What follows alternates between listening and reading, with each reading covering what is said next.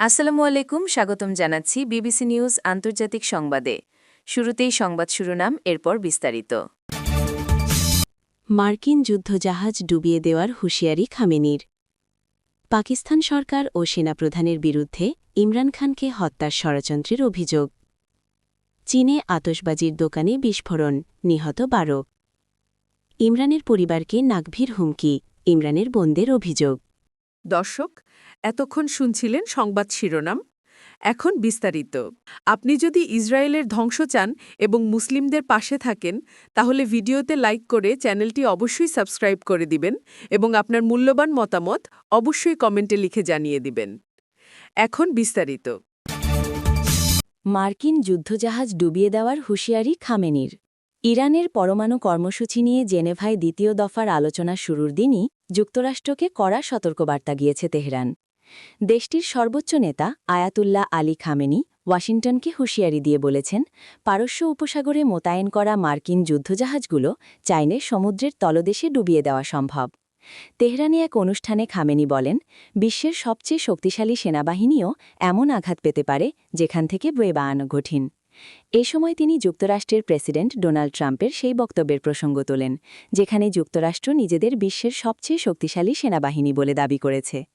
তিনি আরও বলেন, যুক্তরাষ্ট্র বারবার যুদ্ধজাহাজ পাঠানোর কথা বলছে। যুদ্ধজাহাজ নিঃসন্দেহে বিপজ্জনক, তবে আমাদের কাছে এমন অস্ত্রও আছে যা সেই জাহাজকে সমুদ্রের তলদেশে ডুবিয়ে দিতে পারে। তেহরানের বিরুদ্ধে ট্রাম্পের সাম্প্রতিক হুমকি এবং মধ্যপ্রাচ্যে মার্কিন সামরিক উপস্থিতি বাড়ানোর প্রেক্ষাপটে খামেনির এ মন্তব্য এসেছে। ট্রাম্প বলেছেন, আলোচনা ব্যর্থ হলে বিশ্বের অন্যতম বৃহৎ বিমানবাহী রণতরী জেরাল্ড আর ফোর্ড ওই অঞ্চলের উদ্দেশ্যে পাঠানো হবে। পাকিস্তান সরকার ও সেনাপ্রধানের বিরুদ্ধে ইমরান খানকে হত্যার ষড়যন্ত্রের অভিযোগ। পাকিস্তানের সাবেক প্রধানমন্ত্রী ইমরান খানকে হত্যার ষড়যন্ত্র হচ্ছে বলে অভিযোগ করেছেন তার দুই বোন।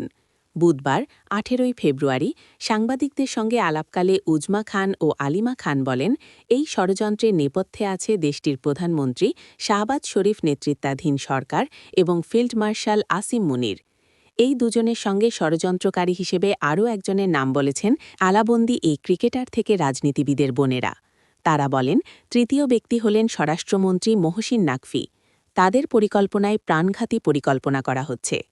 উজমা বলেন, আদিয়ালা কারাগারে ইমরান খানের সঙ্গে তার সাম্প্রতিক সাক্ষাতের সময় সাবেক প্রধানমন্ত্রী তাকে বলেছিলেন যে জেলে তার কিছু হলে সেজন্য আসিম মুনির দায়ী থাকবেন। ষড়যন্ত্রের বিষয়ে উজমা বলেন, গত সাক্ষাতে আমার ভাই ইমরান খান জোর দিয়ে বলেছিলেন যেন আমি বাইরে গিয়ে একটি কথা বলি, কিন্তু তখন আমি বলেছিলাম আমি তা করব না। তিনি আমাকে বলেছিলেন যে তারা সামরিক বাহিনী তাকে ধীরে ধীরে মেরে ফেলবে এবং এর জন্য আসিম মুনির দায়ী থাকবেন। জেল কর্তৃপক্ষ তার সঙ্গে যেভাবে আচরণ করছে এবং স্বরাষ্ট্রমন্ত্রী নকভির মতো ব্যক্তিরা যা বলছেন তা থেকে এখন আমি বুঝতে পারছি যে ইমরান সঠিক ছিলেন। চীনে আতশবাজির দোকানে বিস্ফোরণ, নিহত ১২। চীনের মধ্যাঞ্চলের একটি শহরে আতশবাজির দোকানে বিস্ফোরণে অন্তত ১২ জন নিহত হয়েছেন। দেশটির সরকারি সম্প্রচার মাধ্যম সিসিটিভি জানিয়েছে, বুধবার চন্দ্র নববর্ষের ছুটির দ্বিতীয় দিনে এই ঘটনা ঘটেছে। চীনে চন্দ্র নববর্ষের সময় আতশবাজি ও পটকা ফাটানো সাধারণ একটি প্রথা। যদিও এই বছর নববর্ষ মঙ্গলবার ছিল, সরকারি ছুটি এখনও চলছিল। গত কয়েক বছরে বেইজিং সহ বড় শহরগুলোতে আতশবাজি ও পটকা ফাটানো নিষিদ্ধ করা হয়েছে। তবে ছোট শহর ও গ্রামীণ এলাকায় ছুটির সময় ধরে পটকা ও মিসাইল ধরনের আতশবাজির শব্দ শোনা যায়। ইমরানের পরিবারকে নাকভির হুমকি, ইমরানের বোনদের অভিযোগ। পাকিস্তানের প্রাক্তন প্রধানমন্ত্রী ও বিশ্বকাপজয়ী ক্রিকেট অধিনায়ক ইমরান খান বর্তমানে আদিয়ালা জেলে বন্দী আছেন। তার বিরুদ্ধে রাজনৈতিক উদ্দেশ্যপ্রণোদিত ব্যবস্থা নেওয়া হয়েছে বলে অভিযোগ করা হচ্ছে।